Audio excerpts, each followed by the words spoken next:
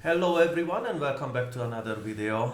Due to some technical issues I mentioned in the previous video, namely a RAM module breaking down on me, I had to delay this with 1 week.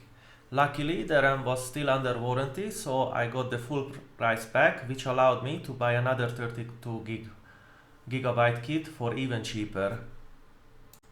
So today's video is only about the RTX 3060, specifically about this Inno3D 12GB model. Please watch it to the end, and if you found it useful, please subscribe, like and do all that good YouTube stuff.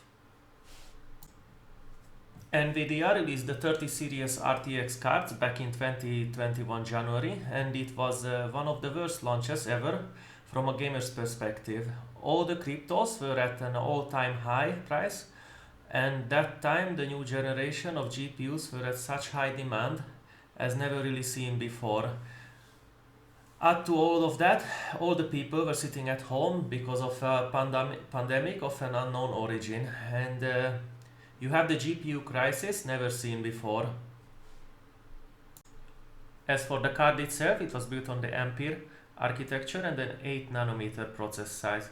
As I mentioned before, it features 12GB of GDDR6 and a 192-bit memory bus. Built around the GA106 chips, it features 3584 CUDA cores and has a 170W TDP, and it's powered by a single 8-pin connector. Today I was testing it with my daily driver PC, as it has the strongest CPU, which should allow the card to run up to its maximum potential. The test specs are the following. The CPU is the 12-core 24-thread Ryzen 9 7900 sitting on a Gigabyte B650M DS3H motherboard with a stock cooler.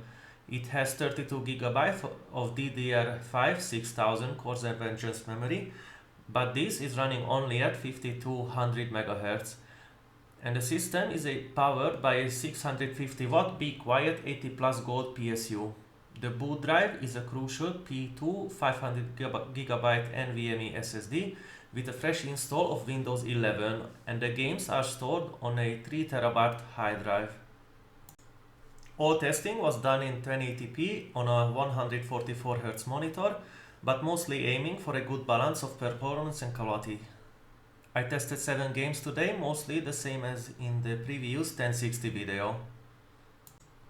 Without wasting any more time, let's jump into the games. The first game tested was GTA 5 with very high settings. The game managed to average at 118 FPS with a 1% low of 70 FPS. I have to add that this game still looks very gorgeous even after 10 years of its original release. In this testing I did not turn on the anti-aliasing, but even doing so, it would not give a better quality of the pictures, but it would decrease the FPS number quite significantly, so I kept them turned off. The next stop was Red Dead Redemption 2 with ultra settings while using the built-in benchmark. The average was 65 FPS and a very smooth 1% low of 53 FPS. Very much playable indeed, and a very good looking game.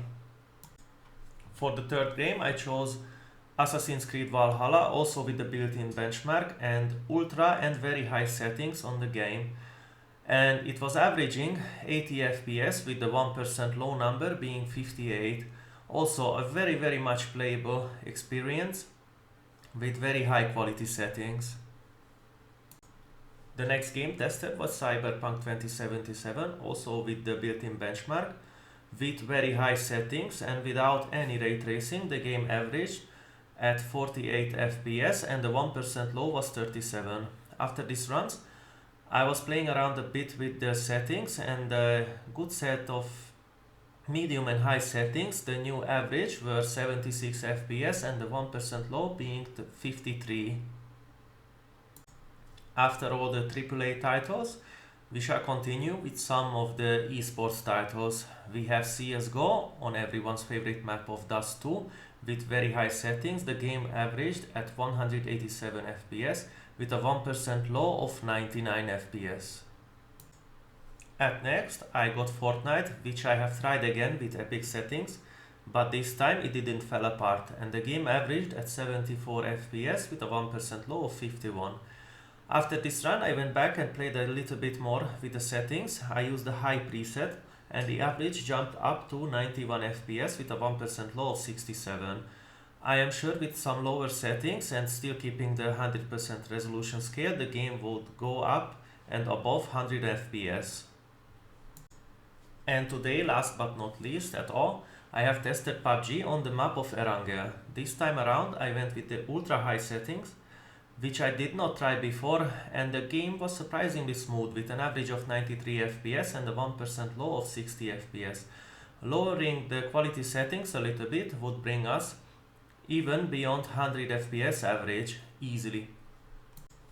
So the conclusion is very simple for today. The RTX 3060 is a very much capable card at 1080p even after 3 years of its original release, and it can play all the games with good quality settings and very respectable frame rates. Thankfully, the prices and the availability has also improved a lot since its original release, and with the 40 series out now on the market, you can find really good deals on these 30 series cards used. As for the video, thank you so much for watching this short look at the RTX 3060. If you would like to see more content with it, please let me know in the comments below. If you enjoyed, feel free to like and subscribe and do all that good YouTube stuff. And I hope I will see you around in the next video.